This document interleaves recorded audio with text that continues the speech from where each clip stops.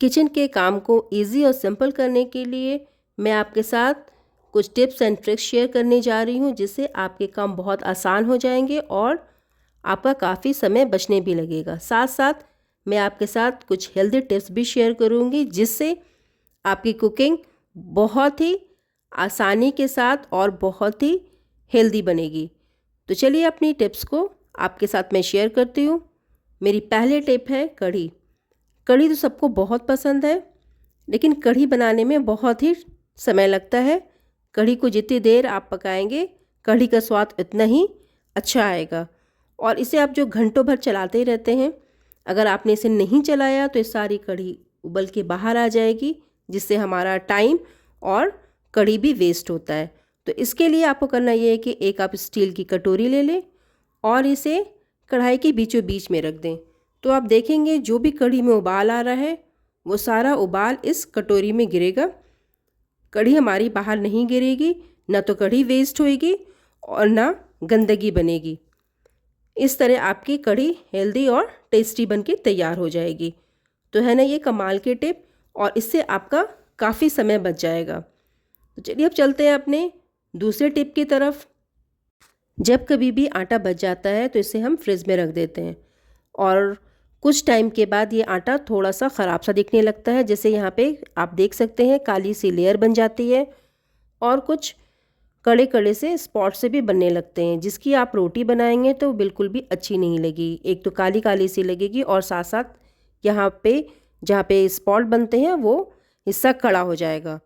तो चलिए आज मैं आपको बताती हूँ, इस आटे को आपको फेंकने की बिल्कुल भी ज़रूरत नहीं है। इसे हम फिर से फ्रेश कैसे करेंगे। तो ये आटे को आप ले लें और इस आटे में आप पानी इसके ऊपरी हिस्से तक भर लें।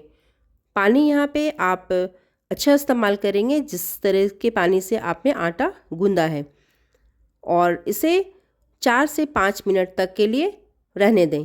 4 से 5 मिनट के बाद इस सारे पानी को आप स्ट्रेन कर लें। स्ट्रेन करने के बाद इस आटे को अच्छे से आप गूंद लें या फिर टिश्यू से इसे वाइप कर लें, और फिर इस आटे की आप रोटी बनाएं।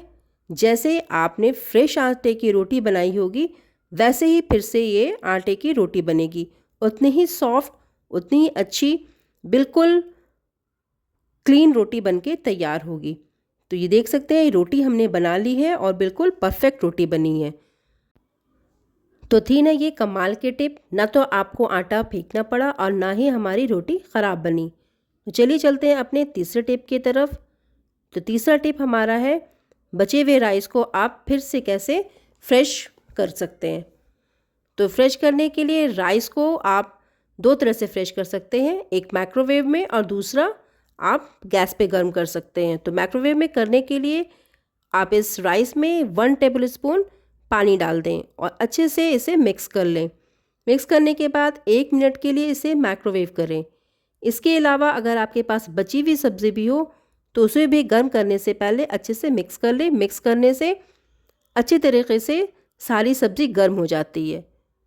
तो 1 मिनट हो गया है और अब मैं आपको चेक कराती हूँ। अब ये देख सकते हैं राइस बिल्कुल परफेक्ट हो गया है, बिल्कुल खिला खिला सा बना है, जैसे अभी के अभी हमने इसे बनाया है। और आप चाहे तो पतीले में भी राइस को गर्म कर सकते हैं।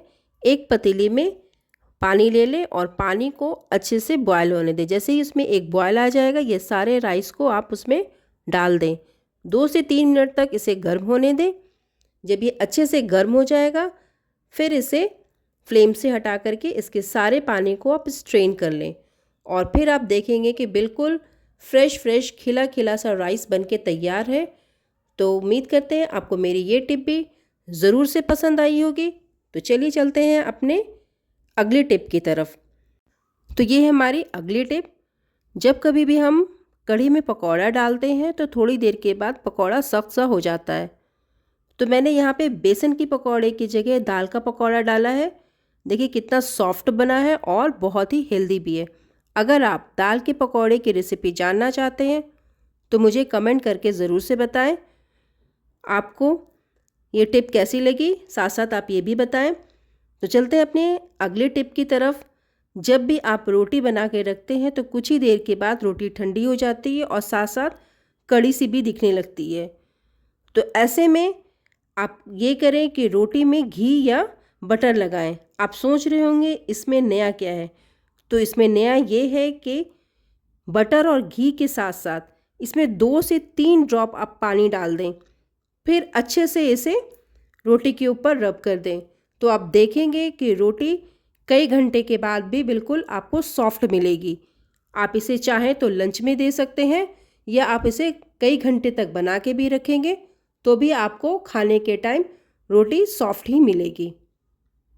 तो उम्मीद करते हैं आपको मेरी ये टिप भी बहुत काम आने वाली है। तो चलिए चलते हैं अपने अगले टिप की तरफ।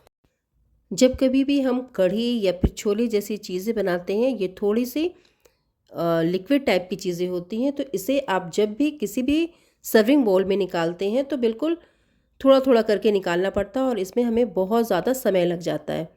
तो इसके लिए मैं आपको बता रही हूँ कि आप किसी भी सर्विंग बाउल में एक सर्विंग स्पून रख लें और फिर ये सारी चीज़ों को एक बार धीरे धीरे करके नीचे हाथों के साथ पलट दें। तो ये ना तो बाहर गिरेगा और ना ही इस काम को करने में हमें बहुत ज़्यादा टाइम लगेगा। तो ये टिप भी आपको बहुत ही काम आने वाली है। तो चलिए अब चलते हैं अपने अगले टिप की तरफ। अगली टिप आपको बहुत ही काम आने वाली है। जब कभी भी आप नमकीन या नमक पारा बनाते हैं तो आपको इनकी कटिंग के बाद एक डर सा लगा होता है कि जल्दी से इन पीसेस को हम अलग कर लें वरना ये आपस में चिपक जाएंगे।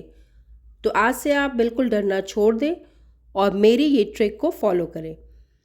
पीसेस को कट करने के बाद सूखा मैदा ले लें और इसे इस तरह से इसके ऊपर स्प्रिंकल कर दें। आप देखेंगे एक भी पीसेस आपस में चिपकेंगे नहीं, फिर इसे आप आराम से फ्राई कर सकते हैं। बिल्कुल क्रिस्पी और खिला खिला सा नमक पारा बनके तैयार हो जाएगा। इसकी वीडियो मैंने अपने चैनल पे डाली हुई है, आप चाहें तो इसे देख सकते हैं। तो चलिए अपने अगले टिप की तरफ। चलिए ये टिप भी आपके बहुत ही काम आने वाली है। जब कभी भी हम ऑमलेट बनाते हैं और जिस बर्तन में अंडे को हम बीट करते हैं उसमें एक अंडे की स्मेल होती है, लेकिन आज के बाद वो स्मेल आपको बिल्कुल भी परेशान नहीं करेगी। आप जब भी जिस बाउल में अंडे को बीट करें उसमें सबसे पहले नींबू काट के 2-3 ड्रॉप नींबू के डाल लें, फिर उसमें आप अंडा डालें और बीट करें। देखेंगे आपको बिल्कुल भी इसमें स्मेल नहीं होगी। और नेक्स्ट टिप हमारी है, जब कभी भी आप नमक पारा बनाते हैं तो उससे क्रिस्पी करने के लिए 1 टेबलस्पून आप उसमें सूजी ऐड कर लें। बेकिंग पाउडर या बेकिंग सोडा डालने की बिल्कुल भी ज़रूरत नहीं है और आप देखेंगे तब भी नमक पारा उतना ही क्रिस्पी बनेगा। और इसकी फुल रेसिपी मेरे चैनल पे है, आप चाहें तो इसे चेक कर सकते हैं। तो उम्मीद करते हैं आज की वीडियो आपके लिए बहुत ही इन्फॉर्मेटिव होगी, आपको बहुत पसंद आई होगी। और अगर वीडियो पसंद आई है तो वीडियो को लाइक, शेयर और सब्सक्राइब करना बिल्कुल भी ना भूलें। अपना रखें खूब सारा ख्याल। मिलते हैं अपने नेक्स्ट वीडियो में। Bye bye.